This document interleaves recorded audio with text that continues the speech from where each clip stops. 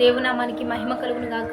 ప్రియ దేవుని బిడ్డారా, ప్రతి ఉదయకాలం దేవాది దేవుడు తన వాక్కునిచ్చి మనల్ని బలపరుస్తూ ఉండగా ఈ దినం దేవుడు మనతో ఏం మాట్లాడుతున్నాడు చూద్దాం. పరిశుద్ధ లేఖన గ్రంథంలోంచి నిర్గమాకాండము 33:19 చదువుకుందాం. అయినా నా మంచితనం అంతయు నీ ఎదుట కనపరిచేదను, యెహోవా అను నామమును నీ ఎదుట ప్రకటించేదను. నేను కరుణించు వాణ్ణి కరుణించేదను, ఎవని యందు కనికరపడిదనో వాని యందు కనికరపడిదనెను. ఈరోజు దేవుడు మనతో మాట్లాడుతున్నాడు. దేవుని బిడ్డారా, తన మంచితనం అంతటా కూడా నీ ఎదుట కనపరచువాడని నేనే అని చెప్తున్నాడు. యెహోవా అను నామమును నీ ఎదుట ప్రకటించేదను అని చెప్తున్నాడు. నీవు ఎవరి ఎదుట కరుణించేదవో నీ ఎదుట ఆయన కరుణిస్తానని వాగ్దానం చేస్తున్నాడు. ఎవరినైతే మీరు కనికరపడతారో వానిని నేను కనికరపడతానని వాగ్దానం చేస్తున్నాడు. కనుక ఈరోజు క్రైస్తవులుగా, దేవుని బిడ్డలుగా, దేవుని నామాన్ని గుర్తెరిగిన వారిగా దేవుని మంచితనాన్ని అంతటినీ కూడా మనం అనుభవించే కృపలో మనం ఉండాలి.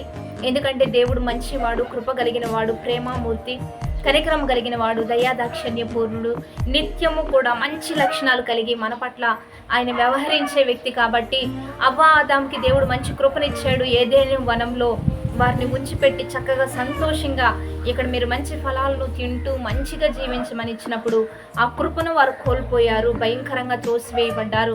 ఈరోజు మనుషులు, క్రైస్తవులు, దేవుని బిడ్డలు కూడా ఇదే విధానంలో ఉంటున్నారు. దేవుడు మీకు ఎంతో మంచి భవిష్యత్తునిచ్చాడు, ఎంతో మంచి తన మంచితనాన్ని అంతటినీ కూడా మన పట్ల ఆయన కుమ్మరిస్తూ ఉన్నప్పుడు ఆ ప్రేమ నుంచి తొలగిపోకుండా, ఆ యొక్క ఆప్యాయత నుంచి, ఆ కరుణ నుంచి, ఆ జాలి నుంచి తొలగిపోకుండా దేవుడు ఏం చెప్తున్నాడో వాటిని అనుసరించి నడవడానికి మనం ఎప్పుడు కూడా సిద్ధపడదాం. మీరు కనికర పడుతూ ఉండగానే దేవుని కనికరం మీ మీదకి వస్తుంది. మీరు క్షమిస్తూ ఉండగానే దేవుని క్షమాపణ మీ మీదకి వస్తూ ఉంటుంది. మీరు ప్రేమిస్తూ ఉండగానే దేవుని ప్రేమ మీ మీదకి వస్తూ ఉంటుంది. కనుక దేవుడు తన మంచితనాన్ని మన పట్ల చూపిస్తూ ఉండగా ఆకాశ పక్షులైన, ఈ వాతావరణమైన, చక్కగా పూస్తున్న, వర్షం కురుస్తున్న, ఎండొస్తున్న, ఇదంతా ఆయన మంచితనమే. అందుకని ఇశ్రాయేలు ప్రజలకు కూడా దేవుడు ఎలాంటి గొప్ప కార్యాలు చేశాడంటే బండ నుండి నీరిచ్చాడు. ఎవరు ఊహించని గొప్ప కార్యాలు చేసేవాడు. ఎవరు ఊహించలేదు ఆ బండ నుంచి నీరు వస్తుందని. కానీ దేవుడు ప్రజలకు తాగడానికి జలములు ఇచ్చాడు, మన్నా కురిపించాడు, చక్కగా పూరేడు పిట్టలు అంశంగా పంపించాడు. ఈరోజు అద్భుతమైన కార్యాలు నీ పట్ల దేవుడు చేయడానికి ఆయన సిద్ధపడుతూ ఉండగా, ఇష్టపడుతూ ఉండగా ఆయన ఇష్టానికి మనం అంగీకరిద్దాం.